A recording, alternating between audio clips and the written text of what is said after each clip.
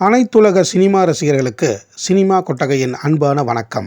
1941ஆம் ஆண்டு வெளிவந்த அனைத்து படங்களையும் வரிசையாக பார்த்து வருவதில் அந்த வரிசையில் இப்போது நாம் அறிந்து கொள்ள இருக்கும் திரைப்படம் பிரேம பந்தம் என்ற திரைப்படமாகும். இந்த படத்தினை ஃபேமவுஸ் ஃபிலிம்ஸ் என்ற பட நிறுவனம் தயாரித்திருக்கின்றது.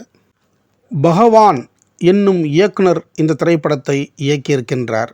அது மட்டுமன்றி இந்த திரைப்படத்தில் பணிபுரிந்த தொழில்நுட்ப கலைஞர்கள் பெரும்பாலும் வட இந்தியர்களாகவே இருந்ததால் இந்த படத்தின் தலைப்பை பிரேம பந்தன் என்று வைத்து விட்டார்கள். ஆனால் இந்த திரைப்படத்தின் உண்மையான தலைப்பு என்னவென்றால் பிரேம பந்தம் என்பதுதான்.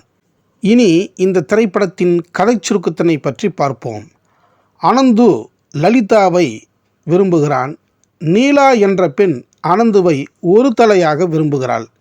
இதனை அறிந்த பாஸ்கர் என்னும் செல்வந்தர் நீலாவை விரும்புகிறான். நீலா அனந்துவை விரும்புவதை பாஸ்கர் விரும்புவதில்லை. அனந்து மேல் உள்ள நீலாவின் காதலை அழிக்க முயற்சி செய்கிறான் பாஸ்கர். இந்நிலையில் நீலா அனந்துவை சந்தித்து தன்னை திருமணம் செய்து கொள்ளும்படி கேட்கிறாள்.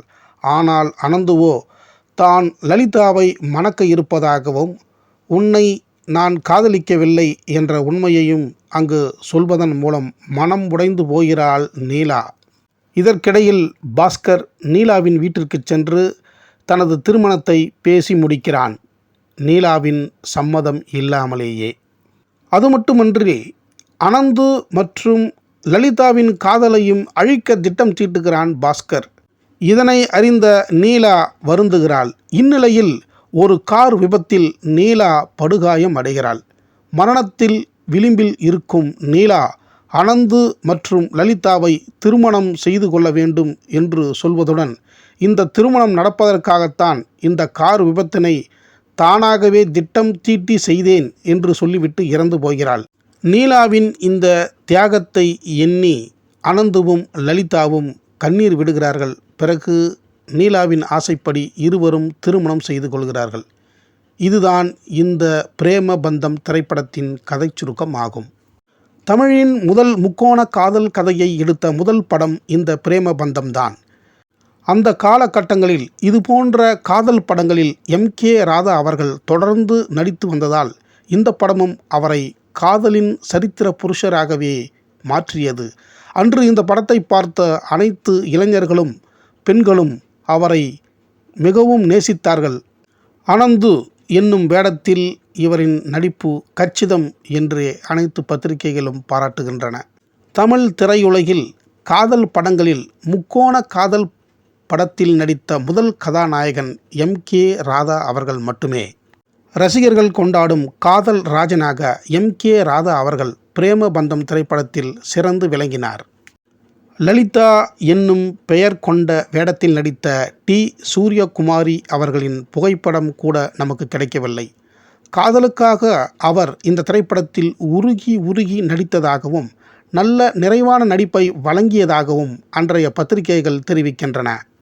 M.K. ராதா அவர்களை ஒரு தலை காதல் கொண்டு விரும்பும் அப்பாவி பெண்ணாக தமிழ் சினிமாவின் ஆக்ஷன் குயின் என்று போற்றப்படும் R.B. லட்சுமி தேவி தனது சினிமா நடிப்பில் எதிர்மறை வேடத்தில் நடித்த படம் இந்த பிரேம பந்தம் திரைப்படம்தான். நீலா என்னும் பெயர் கொண்ட வேடத்தில் அவர் தனது காதலன் நன்றாக இருக்க வேண்டும் என்பதற்காக, தன் தோழி லலிதா நன்றாக இருக்க வேண்டும் என்பதற்காக தானே பலியாகி காதலை சேர்த்து வைக்கும் மிக அற்புதமான வேடத்தில் நடித்து அனைவரையும் அசர வைத்தார் R.B. லட்சுமி தேவி அவர்கள். காதலன் கிடைக்காத இயக்கத்தை பரிதாப உணர்வுடன் முகத்தில் வெளிப்படுத்தி அப்பாவி பெண்ணாக இறந்து போகும் நீலா என்ற கதாபாத்திரமாகவே ரசிகர்களின் மனதில் நீங்கா இடத்தை பிடித்து நீண்ட காலம் வாழ்ந்திருந்தார் லட்சுமி தேவி அவர்கள். இந்த திரைப்படத்தில் பாஸ்கரனாக K.P. சுவாமி என்ற நடிகர் நடித்திருக்கிறார். வில்லனாக சிறந்த நடிப்பை வழங்கியிருக்கிறார். ஆனால் அவரின் புகைப்படம் நமக்கு கிடைக்கவில்லை. இவர்களுடன் R.